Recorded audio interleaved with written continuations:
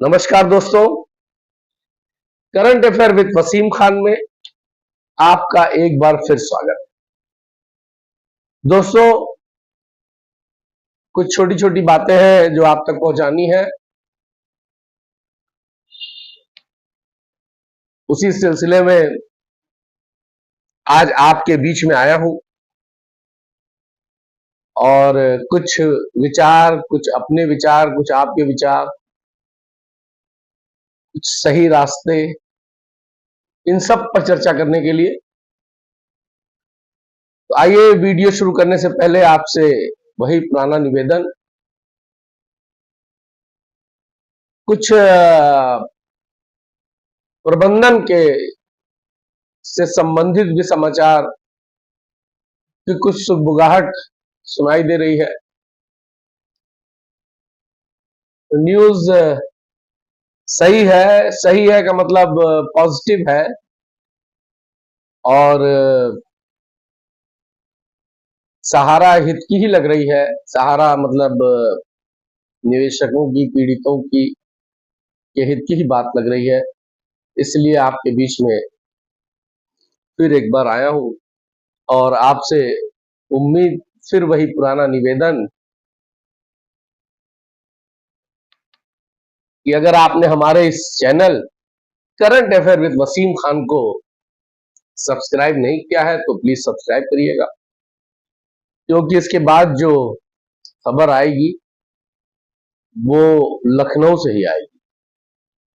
और अगर आपने सब्सक्राइब किया है तो नोटिफिकेशन के लिए बेल आइकॉन को दबा दीजिएगा, और नहीं किया है तो सब्सक्राइब करके, ताकि इसके बाद का जो इंफॉर्मेटिव वीडियो आने वाला है वो आप तक सबसे पहले पहुंच जाए। इस वीडियो में बताई गई बात अच्छी लगे, पसंद आए तो उसको लाइक और शेयर करिए। सरकार, इसके पहले मैंने दोस्तों आपसे कहा था कि सरकार मुकरती नजर आ रही है। ऐसा लग रहा है कि कहीं वो मुकरने की तैयारी तो नहीं कर रही है। उसका एक उदाहरण मैंने पोर्टल से देश के गृह मंत्री यानी सहकारिता मंत्री और प्रधानमंत्री की फोटो हटा दी गई थी। और अभी आपने रिसेंट देखा कि राज्यसभा में जब सवाल उठा सहारा पीड़ितों के लिए, ये सब आपकी मेहनतों का नतीजा है, आपके संघर्षों का नतीजा है। चाहे वो सदन में बात उठ रही हो, चाहे सड़क पे बात उठ रही हो, या सरकार के बड़े बड़े मंत्रियों की सभाओं में बात उठ रही हो, ये सिर्फ और सिर्फ आपकी मेहनत का नतीजा है, जिसकी वजह से आज सरकार झूठ ही सही जवाब देने को तैयार। चुनाव में तो कहा गया पाई पाई वापस हो जाएगी, 85,000 करोड़ का क्लेम आया है, लेकिन अभी 2 दिन पहले जो राज्यसभा में देश के सहकारिता मंत्री ने जवाब दिया, वो आपको पता ही है कि 362 करोड़ रुपया 4 पॉइंट सम लैक्स लोगों के बांटे गए। दोस्तों, जुलाई 2023 में पोर्टल लॉन्च हुआ था और जुलाई 2024 चल रहा है। एक साल में 362 करोड़, लगभग 6%, 6.25% काम हुआ 5,000 करोड़ में से, जो इनको, जिसके सीआरसीएस बोर्ड के लोग मालिक हैं, जिनको देना है।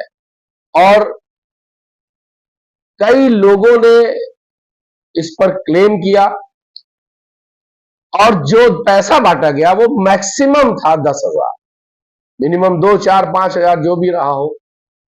4 लाख लोगों में 3 करोड़ 62 लाख बटा है, तो आप खुद डिवाइड कर लें कि कितना हिस्से में आया होगा। रेवड़ी बांटी जा रही है अपने पैसे के लिए।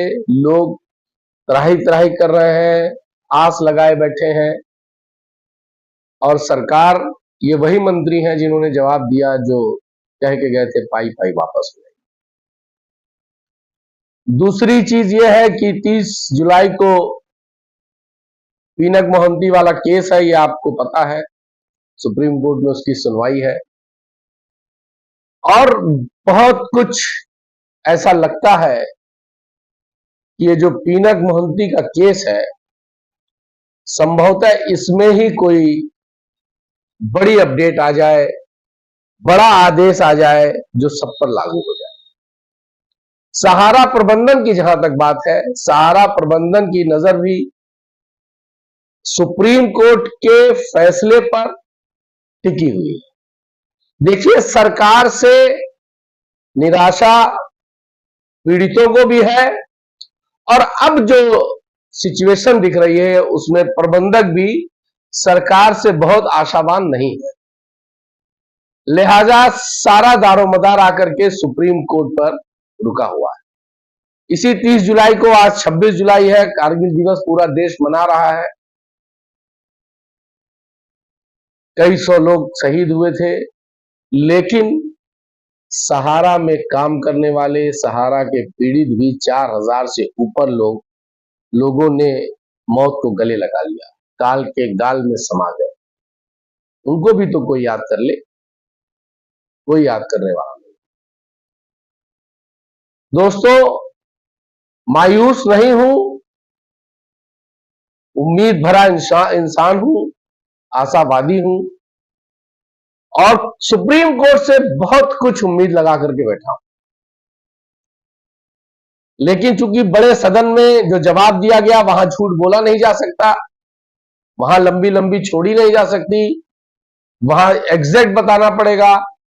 और जिस पोर्टल की मियाद ही 9 महीने 10 महीने की थी, वो पोर्टल को बढ़ा करके फिर 1 साल का समय, जो 31 दिसंबर 2024 तक का है, उसमें भी 3-4 महीना, 4 महीना मान लीजिए रह गया है, 5 महीना रह गया है।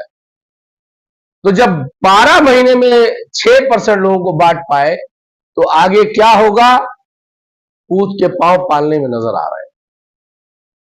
क्या होना है, इससे आपको अंदाजा लग गया होगा। सरकार की नीयत सही नहीं है। प्रबंधन की नीयत पर बार बार लोगों का कहना होता है। प्रबंधन की नीयत पर अभी इसलिए कुछ नहीं कह सकता कि प्रबंधन ही सुप्रीम कोर्ट गया है, और सुप्रीम कोर्ट के फैसले के बाद तारीख पड़ जाए तो बात अलग है। लेकिन सुप्रीम कोर्ट अगर कोई फैसला करता है, उसके बाद अगर प्रबंधन कुछ आनाकानी करता है, तब प्रबंधक की नीयत पर शक किया जा सकता है। कई लोग ये सवाल करते हैं कि वसीम साहब, पेमेंट पर कहीं रोक नहीं है तो सहारा पेमेंट क्यों नहीं करती? दोस्तों, आपकी बात सही है, पेमेंट पर रोक नहीं है, लेकिन सहारा के जितने एसेट्स हैं उनकी बिक्री पर रोक है।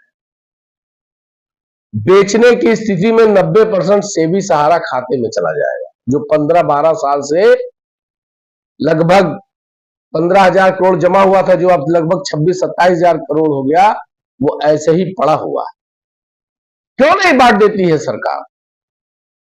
अगर आपके पास मापदंड नहीं है तो आप सहारा की ब्रांचों का इस्तेमाल क्यों नहीं करते हैं?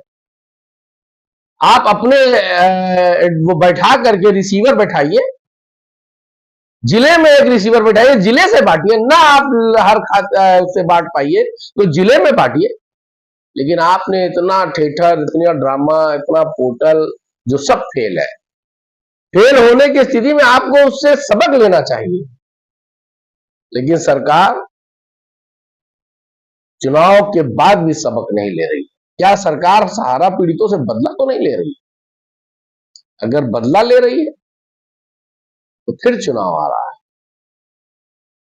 इसलिए चुनाव को देखते हुए सरकार को इस पेमेंट को अति शीघ्र कराना चाहिए, और आसानी से कराना चाहिए, आसान प्रारूप बनाना चाहिए उसका।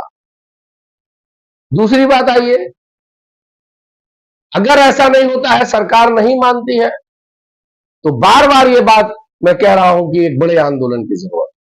आंदोलन हो रहे हैं, लेकिन वो आंदोलन कारगर सिद्ध नहीं हो रहा है। हालांकि आंदोलनों की देन है, जगह जगह प्रदर्शनों की देन है कि सरकार को बड़े सदन में जवाब देना पड़ रहा है। लेकिन अगर आप व्यापक रूप से 13 करोड़ की बताया जाता है तादाद निवेशकों की, 12 लाख कार्यकर्ताओं के निवेश की तादाद बताई जाती है, 1%, 2%, 5% लोग भी अगर इसमें से आ जाए तो सरकारें हिल जाएंगी। लेकिन अफसोस है, हर आदमी ये चाहता है कि हम अपना काम, चलिए मेरे जाने से क्या होगा, अगला तो जा ही रहा है। अगला भी ये सोचता है कि मेरे जाने से क्या होगा, अगला ये जा ही रहा है। अगर हर आदमी जिम्मेदारी के साथ इस आंदोलन को सड़क से सदन तक संघर्ष करे, सड़कों को गर्म करे, तो जैसे और आंदोलनों के नतीजे निकले हैं, चाहे वो किसानों के हो, ड्राइवरों के हो, शिक्षकों के हो, ये सारे आंदोलन का लाभ मिलता है। और बस आपको एकजुटता दिखानी है। हम कमजोर एकजुटता में पड़ रहे हैं, हम कमजोर संख्या में पड़ रहे हैं। और यूट्यूब पर जो लोग भी संघर्ष कर रहे हैं, जो लोग भी इस पर चर्चा कर रहे हैं, उन सबको बैठ करके इसका एक सलूशन निकालना चाहिए, एक बड़े आंदोलन की रूपरेखा तैयार करनी चाहिए, तभी कुछ होगा। वरना इस सरकार से कोई आशा नहीं दिख रही है। जय हिंद।